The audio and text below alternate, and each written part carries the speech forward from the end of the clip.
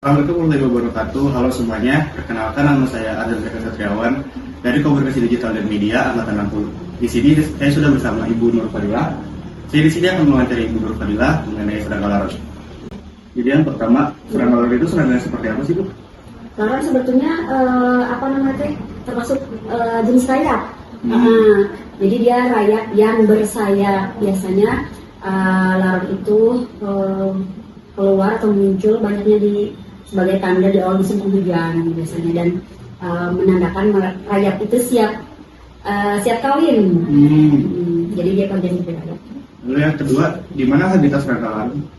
Nah, kalau kita tadi kan laron itu rayap itu sebetulnya ada rayap tanah, ada rayap kayu. Jadi mungkin dia habitatnya itu di tanah atau di kayu. Lalu yang ketiga, karakteristik laron itu seperti apa, Bu? Tadi untuk laron itu rayap yang bersayap dan dia rayap yang siap kawin. Jadi dia mungkin termasuk bagian rayap yang rayap yang reproduktif. Jadi kalau rayap itu kan ada yang rayap pekerja, ada rayap yang tugas untuk reproduktif. Nah, laron ini punya kekhasan memang rayap yang untuk reproduksi. Yang keempat, bagaimana kehidupan serangga laron? Dia sebetulnya masih siklus hidupnya tidak terlalu ini ya. Dia dari telur kemudian jadi larva, kemudian jadi ini dewasa gitu. Jadi serangga dewasa. Kemudian biasanya dia selama saja dia rayap itu dia hidupnya di tempat-tempat yang lembab biasanya. Makanya kalau di rumah-rumah gitu yang ada ketika saluran airnya bocor atau apa sehingga menimbulkan kelembaban yang ini, itu biasanya rawan untuk dihidupi atau ditempati oleh rayap. Lalu, apakah laron ini memiliki pengaruh terhadap lingkungan, dan kalau iya, mengapa laron itu memiliki pengaruh terhadap lingkungan? Sebetulnya kalau dalam jumlah yang normal gitu tidak terlalu berpengaruh. Cuma ketika dia secara populasi meningkat, misalkan di musim kawin itu bisa juga menjadi gangguan bagi manusia.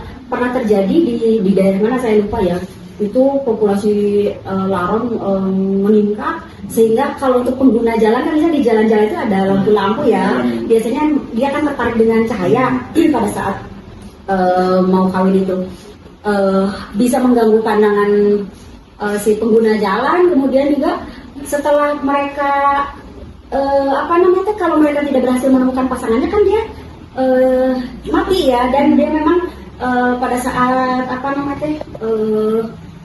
penerbangan di sekitaran cahaya itu dia menjatuhkan juga sayap-sayapnya, dan itu membuat licin juga sebetulnya. Jadi mungkin itu bisa mengganggu ketika kondisi seperti itu terjadi. Di waktu kapan biasanya serangga laron itu aktif untuk beraktivitas? Itu pada saat menjelang musim penghujan biasanya, pada saat akan kawin gitu. Apakah serangga laron itu punya keunikan? Keunikannya dia tertarik ke cahaya gitu.